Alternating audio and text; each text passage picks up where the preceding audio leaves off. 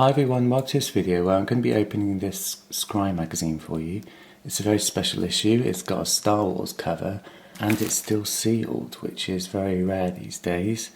I managed to get this from Germany and someone called Jan was the seller, and they messaged me after I bought it to say that they like my videos on YouTube. So hello Jan, if you're watching this. I can't wait to get inside this magazine and see what's in there.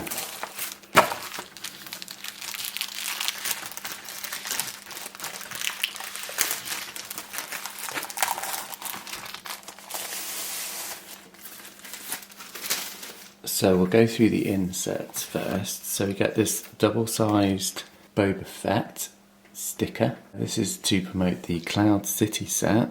I think the Cloud City set had been out by this point. Let me just check what the date is on the magazine. It's issue 5.2 and it came out in June 98. So Cloud City was out. That came out at the end of 1997, I believe. And by this point, Jabba's Palace had just dropped, so I presume that's why it's got a Jabba's Palace theme on the cover. Back to the inserts then. So we've got Boba Fett sticker. This is larger than a normal card, and I think it's just a direct print copy of the Cloud City Rare card. So that's cool. I have already got this, so it's a duplicate in my collection. As I did buy this magazine back in the day. I didn't keep the magazine unfortunately, but I kept my Boba Fett insert. Then we get a Babylon 5 promo of Shadow Contact. So this is a neutral character. It's not got a set identifier on it, it's just a promo. That's cool. And this is a Shadowrun card. I've had one of these before in the SCRYE magazine. It's called Genetics Lab. Again, it's not something I collect. So that's the inserts of cards. Then we get an actual insert. It's got a Jabba's Palace advert on the back there, which is really nice. I can't remember if I've seen one of these before in my videos, but take a quick look. This is SCRYE's completely unofficial and unauthorised Magic the Gathering Player's Guide, Alpha to Stronghold. I never played Magic, but I know there's lots of people that did and still do. There's a Black Lotus card up there. That's the rarest card ever. I presume it still is. This basically lists the card details of every card in the sets that they're covering in this supplement. Alpha to Stronghold, that probably means something to someone but not me. I presume they're set names. But anyway, here's the main magazine. I love this cover. I love anything to do with Return of the Jedi. It's my favourite of all the Star Wars movies. It always will be, I think.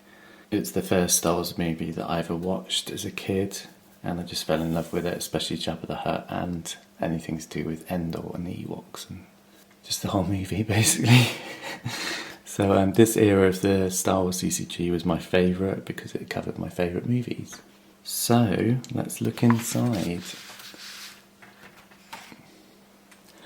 Oh, this is nice. So we get a big huge double page advert for Babylon 5 CCG. This is the Shadows set.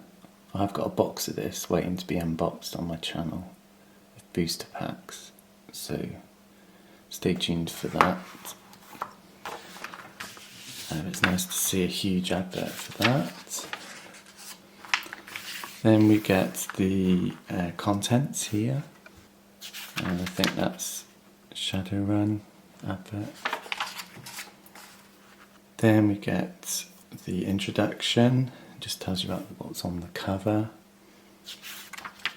Advert, got Beanie Babies, do you remember them? Still got a few of those. Then we get the news page, my favourite page. So, Babylon 5 update, the first expansion, The Shadows, is coming in May, hence the advert. Apparently the cards strongly improve the game. Look for the second expansion, The Great War, in October. The second core edition's been pushed back as Precedence wants to give the expansion's design and playtesting priority, because they released like a deluxe edition of the first set, like most card games do.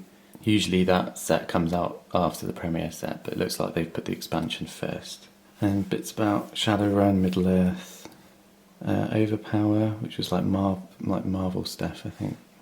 Then Aliens Predator. I did collect that a bit back in the day. This is the announcement of the Alien Resurrection expansion. Hercules and Xena. Apparently this didn't come out. This is new. I'll just read this. So look for these 2 compatible quest-orientated games being in stores in July. They offer the players opportunity to play their favourite heroes from these 2 action TV shows. I wonder if they're talking about the CCG here. It wasn't called Endless Quest. I don't know. But there was a Xena and Hercules CCG, but it wasn't called Endless Quest. Then Decipher. Star Wars prequel rights. So Decipher announced they have these exclusive license to the Star Wars prequel, scheduled in May 1999, so they haven't even released the Episode 1 Phantom Menace title on it. It's just called the Star Wars prequel. Look for a new CCG based on the prequel in the latter half of 99. That was Young Jedi. It also extends their license of classic Star Wars. That's how they continued the release of other expansions. And they're briefly talking about, I think that's about Jedi Knights, the CGI expansion. I never bought that. Coming in late April is the Star Wars second anthology. There's a sealed deck. Both Star Wars and Star Trek having sealed decks in April. They did come out. I don't know about timing, but they did come out. Deep Space Nine has decided to produce DS9 starter decks and will function as a standalone set. This is when they decided to change, because they were going to release Deep Space Nine as like a box set, but then they've changed it to a standalone double-sized expansion. Combining the success of First Contact and the Farjo collection with the Deep Space Nine universe, it's one of the most anticipated releases of the year. Deep Space Nine turned around the Star Trek CCG. If it wasn't for that expansion, I don't think it had lasted as long as it did. Then we get, we've seen this before, but this is the sealed deck advert for the Star Wars CCG. And we get some other news. So... oh yeah, this continues, Xena. So it's just saying how the game plays a little bit. Then we get Wizards of the Coast. This is still before Pokemon. It's all about magic at the moment. So they're talking here about the Arc system, which is the Xena card game that did come out. But they're completely not tying up the 2 games, which is, I don't really understand. It's like 2 different people wrote those articles. I don't know if they're the same card game or they're supposed to be different, but this is the one that came out. This Endless Quest thing, I don't know what that is. If anyone knows, let me know down below, but I think that's a completely different game.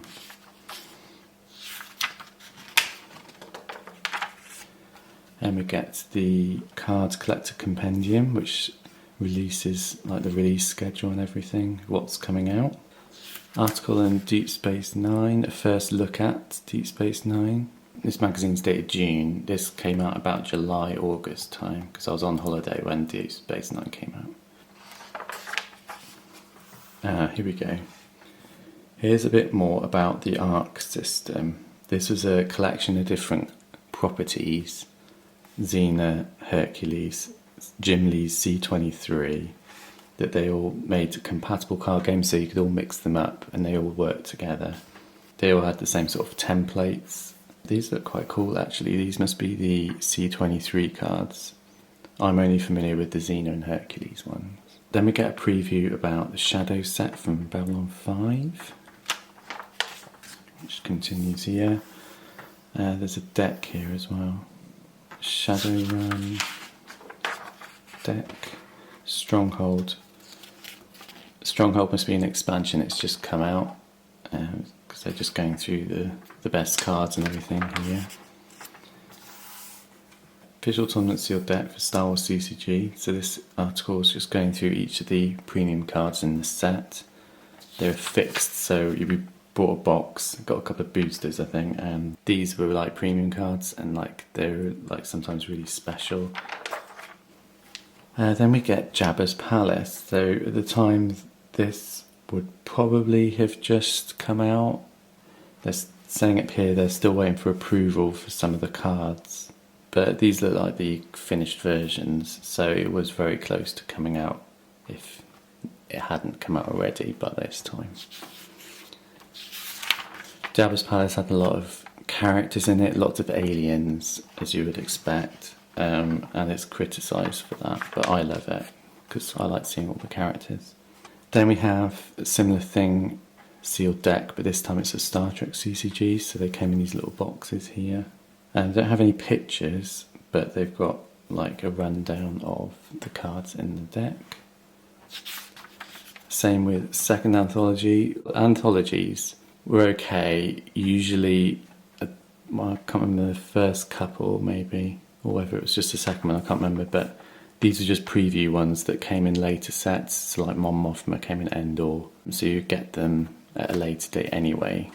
But it was nice, especially Mon Mothma, because I love Mon Mothma, so I was really happy to get that. More magic. Here we have an article about Cloud City. That was like the previous expansion to Star Wars before Jabba's Palace, and we're still getting an advert for it here as well. The is it spider diagram you call these? But yeah, that's the one for Cloud City. I love seeing these old ones, they're so nostalgic. Battletech, a Rangers deck for Babylon 5. And more Babylon 5. It's nice to see Babylon 5, it doesn't feature much usually. Building a better Borg deck for Star Trek. Obviously First Contact had come out a few months before, and that was like the first step on the Star Trek card game reinventing itself with First Contact and Deep Space Nine. If it wasn't for those two sets, it would have floundered, definitely. More deck ideas, there's a Star Wars one there.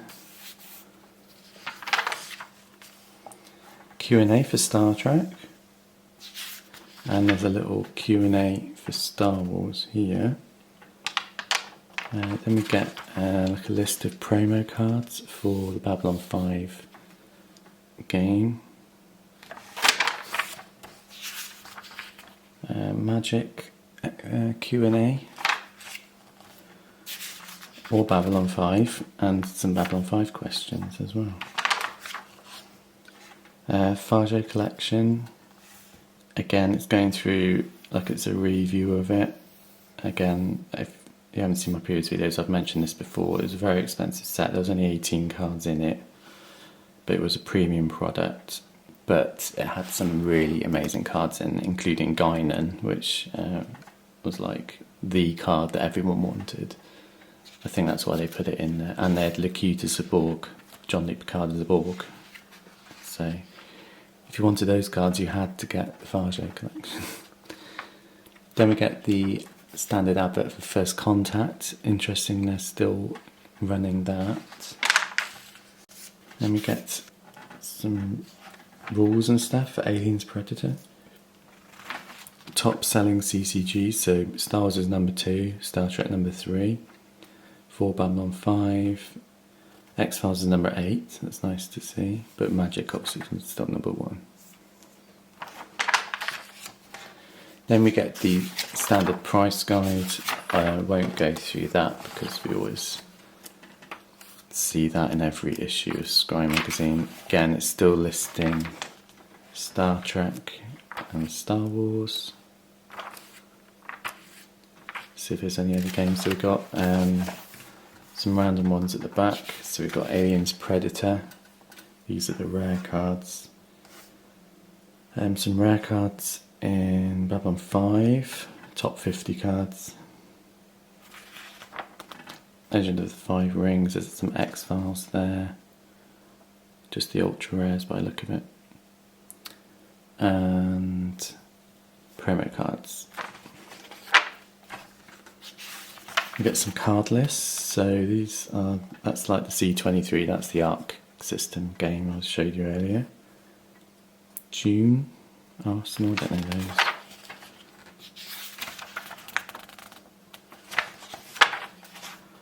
Then we get a card list for Jabba's Palace, so that's cool. And then we get the player's guide, which basically details every card in the set and gives you the game text, which is nice. So if you were missing a card, you didn't know whether to buy it or not, you could see what it does first. Then we get the tournament stuff.